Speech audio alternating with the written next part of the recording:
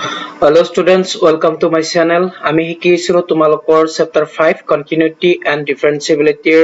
exercise 5.1 solve কৰি আছিলো আৰু আমাৰ last classত maybe আমি question number 23 লৈকে discuss কৰিছো আশা কৰিছো সেইখিনি বুজি পাইছিলা আৰু সেইখিনিৰ help লৈ তোমালোকে question number 25 লৈকে যেটো প্ৰায় same আছে গতিকে আশা কৰিছো তোমালোকে এইখিনি নিশ্চয় solve কৰিব পাৰিছা আৰু আজি আমি discuss কৰিম আমাৰ question number 26 almost একেই হয় আগৰ দৰে তো চাওচোন question number 26 ত কি দিছে তো question number 26 ত তোমালোকৰ এটা ফাংচন দিয়া আছে যে fx equal k cos x by pi minus 2x when x not equal pi by 2 আৰু এটা দিছে আমাৰ 3 1 x equal pi by 2 কাষত এটা পইণ্ট দিছে at x equal pi by 2 so question to দিছে আমাক যে find the values of k so that the given function is continuous at the indicated point তো এতিয়াতে যদি given function to আমাৰ indicate point means x equal pi by 2 continuous হয় তেন্তে আমাক এইটো k এর ভ্যালু টো উলিয়াব দিছে তো তোমালোকে ফার্স্ট ধুনিয়াকে এক্সামত সলিউশন লিখি given function that বুলি question to লিখি লবা function to আৰু তাৰ পিছত লিখিবা since the function is continuous at x equal pi by 2 therefore level limit equal right hand limit equal f pi by 2 আমি যিখিনি পাও সেইখিনি লিখি লবা তো এটা level limit means আমাৰ কিমান আহিব level limit means আমাৰ আহিব limit x tends to pi by 2 minus fx right hand limit means আমাৰ আহিব limit x tends to pi by 2 plus fx আৰু f pi by 2 means যেতিয়া x ৰ ভ্যালু directly pi by 2 হ'ব তো result কিমান 3 আমাক দিয়া আছে এটা সো যেটো আমি k এর ভ্যালু উলিয়াব লাগে ইয়াতে আমি তিনিটা পাৰ্ট পাই গলো তোমালোকে যিকিনা দুটা পাৰ্ট ৰাখি ক্যালকুলেশন কৰিলে ভ্যালু পাই যাবা তো ইয়াৰে মই এই লাষ্টৰ পাৰ্ট দুটা লৈছো লৈ আমি ক্যালকুলেশন তো কৰি আমি যিকিনো পৰ্যায়ত আমি k এৰ ভ্যালুটো উলিয়াব যত্ন কৰিম তো এতিয়া নেক্সট স্টেপত আমি কিমান পাম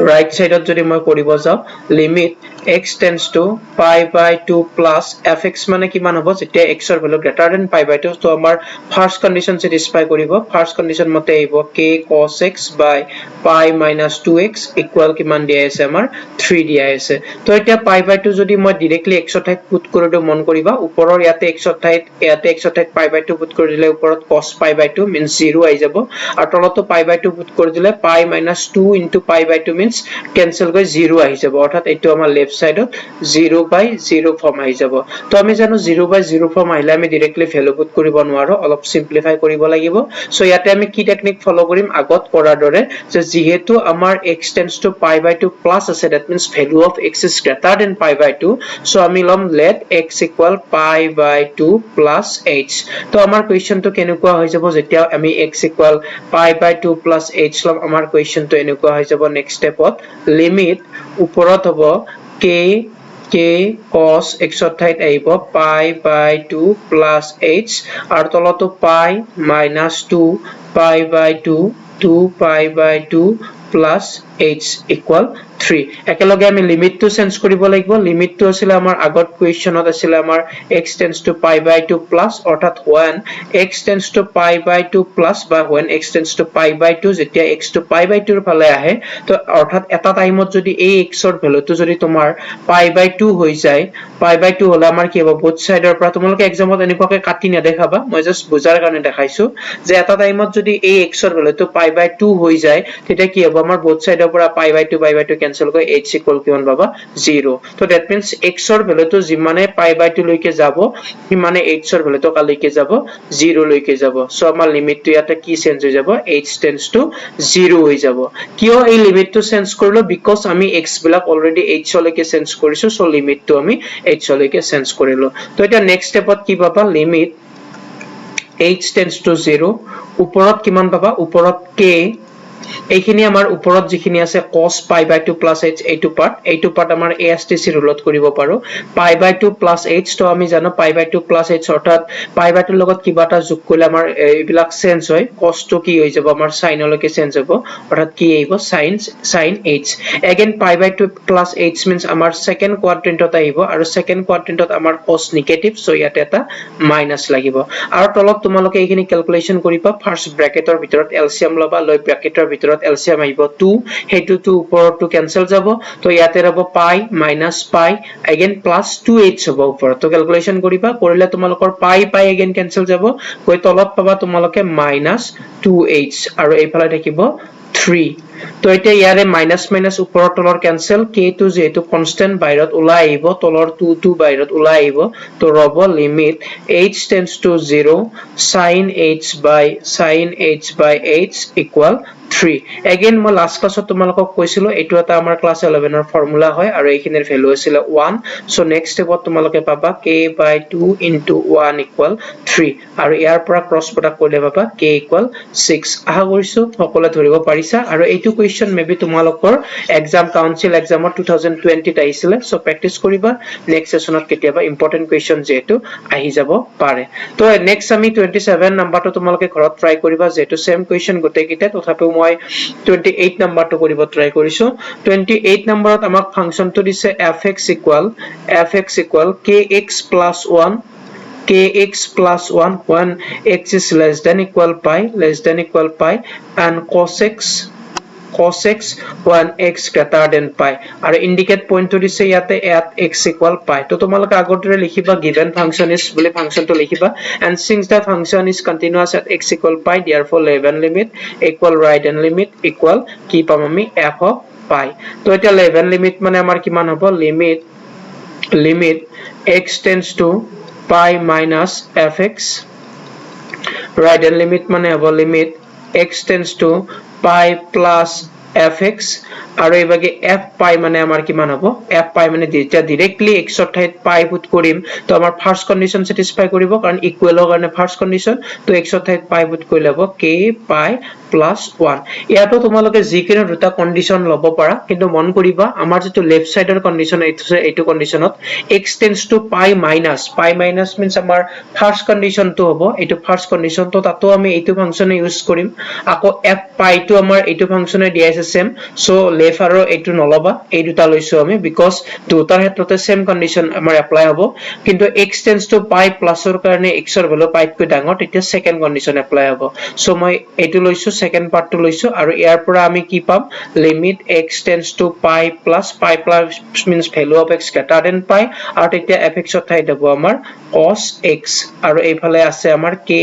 pi plus 1 তো এটা তোমালোকে x ৰ ঠাইত pi পুট কৰি দিয়া pi পুট কৰি দিলে কিমান হ'ব আমাৰ cos pi তো এটা মন কৰিবা cos pi ৰ আকৌ ভ্যালু কিমান আছিল তো cos pi ৰ ভ্যালু যদি হঠাৎ মনত নপৰে তোমালোকে এটা কাম কৰিবা এনেকুৱাকে ধৰিব পাৰা pi means যেটো 180 জাস্ট এটা আইডিয়া দিছো মই 180 plus 0 বুলি ললা তো লোৱা ললে কি হ'ব 180 means আমাৰ 90 ৰ লগত ইভেন নাম্বাৰ মাল্টিপ্লাই আছে আৰু আমি ASTC ৰুল মতে কি পাও 90 ৰ লগত যদি ইভেন নাম্বাৰ থাকে তো এইটো ৰেশিও চেঞ্জ নহয় অৰ্থাৎ cos to cos হৈ থাকিব আৰু 0 থাকিব again 180 plus something means আমাৰ কোঅৰ্ডিনেট আহিব থাৰ্ড কোঅৰ্ডিনেটত আৰু থাৰ্ড কোঅৰ্ডিনেটত cos negative so minus cos 0 that means minus 1 so ইয়াতে ৰিজাল্ট কিমান পাবা minus 1 আৰু লেফটত আছে আমাৰ k pi plus 1 আৰু ইয়াৰ পৰা আমি কিমান পাম এতিয়া ৰিজাল্ট তো আমি যেটো k ৰ ভ্যালু উলিয়াব লাগে k pi to মই ৰাইট সাইডত ৰাখিলো আৰু 1 to লেফট সাইডত নিলে আমাৰ হ'ব minus 2 হৈ যাব আৰু তাৰ পৰা তোমালোকে k ইকুৱেল পাবা minus 2 by k ইকুৱেল কিমান পাবা minus 2 by pi পাবা k ইকুৱেল কিমান পাম আমি minus 2 by pi পাম আহা কৰিছো সকলে বুজি পাইছা এইখিনি তো নেক্সট ইয়াৰ পিছত তোমালোকে 29 নাম্বাৰটো নিজে কৰিব ট্ৰাই কৰিবা আৰু মই তোমালোকক এটা 30 নাম্বাৰটো আমি ডিসকাস কৰিব চেষ্টা কৰিম ইয়াতে তো 30 নাম্বাৰত কি দিছে আমি কোৱেশ্চনটো ফাৰ্স্ট লিখি লৈছো 30 নাম্বাৰত দিছে তোমালোকক fx equal 5 ax plus b আৰু তলত দিছে 21 আৰু কাষত কন্ডিশন দিছে x less than equal to next দিছে 2 less than x less than 10 আৰু এটা দিছে x greater than equal 10 তো কোৱেশ্চনটো দিছে find the values of a and b so that the function defined by is a continuous function তো এইটো যদি ফাংশনটো continuous function হয় তো তোমালোকক a আৰু b ৰ ভ্যালু উলিয়াব পৰিছে a আৰু b ৰ আমি ভ্যালু উলিয়াব লাগে তো মন কৰিবা এইটো যেটো ফাংশনটো কন্টিনিউয়াস বুলি দিয়াই আছে যিকোনো পইণ্টত কন্টিনিউয়াস হ'ব পাৰে আৰু ইয়াতে যেটো 2 বা 10 ত কন্ডিশন ব্ৰেক হৈছে তো তোমালোকে ধৰিব পাৰা যে suppose the function is continuous at 2 and 10 তো তোমালোকে লিখিবা ধৰা হল কিয় লৈছো মই 2 আৰু 10 বিকজ আমি a আৰু b ৰ ভ্যালু উলিয়াব লাগে তো a আৰু b ৰ ভ্যালু উলিয়াবৰ কাৰণে মইতো কিবা এটা লবই লাগিব আৰু ইয়াত যেটো 2 ত কন্ডিশন ব্ৰেক হৈছে আৰু 10 ত ব্ৰেক হৈছে চাওচোন 2 আৰু 10 ত লিখিলেনো কি হয় তো লিখিবা তোমালোকে ধৰা হল ফলনটো x equal 2 আৰু 10 ত অবিচ্ছিন্ন suppose the function is continuous at x equal 2 and 10 so at x equal 2 আমি কিমান পাম 11 limit equal right hand limit equal f2 তো 11 limit means কি হইব limit x tends to 2 minus fx right hand limit মানে কি হইব limit x tends to 2 plus fx আৰু f2 means যেতিয়া exactly 2 হ'ব আমাৰ first condition মতে আহিব 5 তো limit x tends to 2 minus means value of x is less than 2 x less than 2 হলে first condition মতে ইয়াত আহিব 5 আৰু limit x tends to 2 plus means value of x greater than 2 হলে আমাৰ second condition মতে আহিব ax plus b আৰু এইফালে দিয়া আছে 5 তো আমি দেখিলো ফাৰ্স্ট আৰু লাস্ট দুটা সেম আছে তো যিকিনো এটা লোৱা ইয়াৰে তো যিকিনো এটা ললে আমি সেকেন্ড টোৰ পৰা পাম যে 2 পুট কৰি দিম ইয়াতে পাবা twice a plus b equal 5 আৰু এইটো মই 1 নম্বৰ দি ৰাখিলো কাৰণ এটা ইকুৱেচনত দুটা আননোন আছে সো আমি a b ৰ ভ্যালু উলিয়াব নোৱাৰো তো মই এটো 1 নম্বৰ দি ৰাখিলো তো নেক্সট আহো মই at x equal 10 তো x equal 10 ৰ কাৰণে সেম আহিব আমাৰ 11 limit equal right hand limit equal f10 তো ইয়াতো সেম তোমালোকৰ 11 limit মানে আহিব limit x tends to 10 minus fx right hand limit মানে আহিব limit x tends to 10 plus fx আৰু f10 মানে আমাৰ থাৰ্ড কন্ডিশনটো স্যাটিসফাই কৰিছে 21 তো x tends to 10 minus means value of x is less than 10 তো তাৰ কাৰণে সেকেন্ড কন্ডিশন স্যাটিসফাই কৰিব অৰ্থাৎ fx equal ax plus b x tends to 10 plus means value of x greater than 10 তাৰ কাৰণে third condition মতে আহিব 21 আৰু এইফালে 21 তো এই দুটা সেম আছে সো যিকিনো এটা লোৱা আৰু বাকি এইটো ৰাখা তো এইটো 10 পুট কৰিলে পাবা তোমালোকে 10a plus b আৰু এইফালে মই এটা ৰাখিলো অৰ্থাৎ 21 আৰু এইটোক মই নাম দিলো 2 এতিয়া আমি 1 আৰু 2 ৰ পৰা যিকিনো উপায় অলপ সলভ কৰি আমি a আৰু b ৰ ভ্যালু উলিয়াব লাগে আৰু এনেকুৱা অলৰেডি ইকুৱেচন সলভ কৰা আমি ক্লাস 10 ত বহুত কৰিছিলো কেনেকুৱাকৈ সলভ কৰিব লাগে সো মই যদি এটা কাম কৰো 2 ৰ পৰা 1 টো মই সাবট্ৰেক্ট কৰি দিছো মাইনাস কৰি দিছো কৰিলে 10 এৰ পৰা 2 এ গলে থাকিব 8 এ আৰু b cancel যাব ৰাইটত থাকিব আমাৰ 21 ৰ পৰা 5 গলে 16 সো a equal কিমান পাবা 16 by 8 that means 2 again a ৰ ভ্যালুটো যদি তোমালোকে 1 ত পুট কৰি দিয়া therefore 1 implies 1 ত যদি a ৰ ভ্যালু 2 পুট কৰি দিও কিমান হ'ব 4 plus b equal 5 আৰু ইয়াৰ পৰা b equal 5 minus 4 that means কিমান পাবা 1 সো আমাক a b ৰ ভ্যালু উলিয়াব দিছিলে আমি কিমান পালো a equal to b equal 1 আশা কৰিছো সকলোৱে বুজি পাইছা আৰু তোমালোকৰ আমাৰ মেইনলি 2021 আৰু 22